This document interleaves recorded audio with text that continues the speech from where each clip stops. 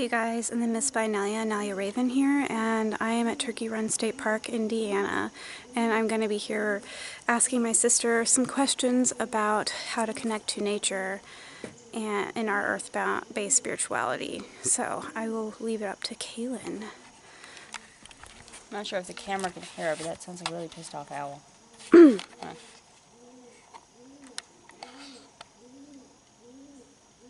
Sure it's not mating? Pissed off or happy? This is Indiana, you guys. So, Kaylin, what do you think about our earth-based spirituality right now, as of today? Well, I don't feel like a lot of earth-based spiritual people, pagans as a whole, necessarily do a lot of the going out into nature thing. I think that technology made paganism so much easier, and that's what made it grow, all the online covens, and I mean the moment that the internet showed up, pagans were using it to connect with one another, which is great. I just feel like it's kind of fallen away from, I think, the ideal of what we might have originally imagined it being. Most rituals are held inside in case of bad weather conditions. Yeah. You know, there are a lot of people also within the tradition that physically don't, for reasons, get outside very much. But, you know, we know a couple ladies that are a little bit less physically inclined, and, you know, they get out in nature. I've seen them do it, and so the fact that people just kind of hide inside and worship nature from in there. Hold on, Kaylin. I guess this picture.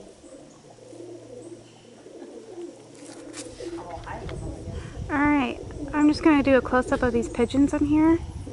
I don't know if they're flirting or trying to like keep to their nests or fighting. Oh my gosh. That looks like pigeons fighting over territory. That is so creepy.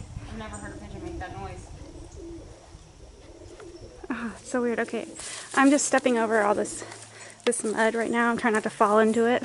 So, anyway, Kaylin. Oh, yeah. So a lot of rituals are held inside anymore. I see the vast majority of them are held inside, and it seems kind of counterintuitive to me. In our own circle, we try to be outside as much as we can, and those rituals are better. And I think another part of it is that a lot of the rituals are kind of long and drawn out, and so a lot of people don't want to do them outside just for that very reason. But you know, they don't have to be that long and drawn out. My personal opinion. But ask me another question. I'm rambling. Well, I think you answered a lot of the questions, to be honest, by yourself. Man, that's what I'm saying. Just be yourself, and you'll answer the questions. Okay. But yeah, I totally agree. I totally agree with her when she's saying the rituals are a bit long and drawn out, and somewhat it's somewhat losing the point. Yeah, it's losing the point of why we chose this path to begin with. I mean, we chose this path to, you know, honor places like this and other places like it, sacred places. And you don't have to fly across the world to visit a sacred place. I mean, here I am in small town Indiana, crossroads of America, and I'm finding, like, crawling through these canyons of rock and still being able to see the sacredness and goddess and God or whatever path you follow. And I don't think rituals need to be long. I think they could be short and sweet to the point. And if they have to be long, make it be a reason for it to be long. Like, make it, I don't know, what am I trying to grasp here? Don't ramble on like an idiot.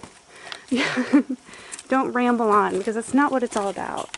It's about enjoying the sacredness of the earth and deity. So, I'm just climbing up these rocks here. That cliff is so, oh my gosh, I can only imagine Is there anything else you'd like to add, Kaylin? I don't know. Any more questions? Well, what would you, besides just getting out in nature, what would you suggest as a good ritual, for a good ritual in nature to be like? What tools would you suggest? Nature. Or can you be more specific? What's around you.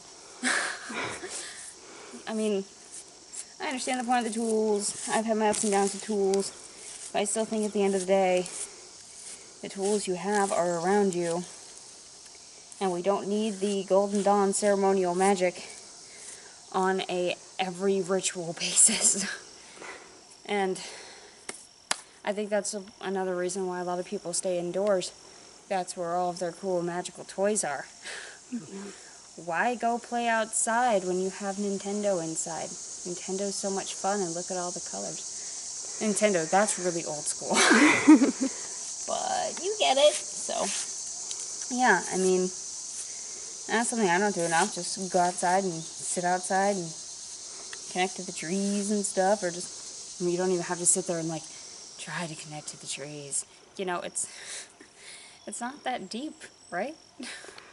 Yeah, I agree. I mean, it's not that deep. You don't have to do a big fuss over it or meditate over it, but if you're just like walking, that's instinctively meditating in nature. I mean, it doesn't have to be instinctively. Anyway, but you could just look outside into nature and just focus on the trees or the grass or something. Not even like... You can quit talking and turn around. But just listening.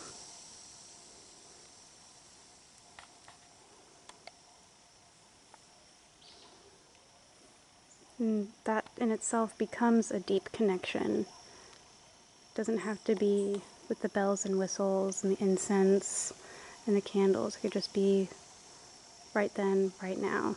Yeah, there's nothing wrong with just existing.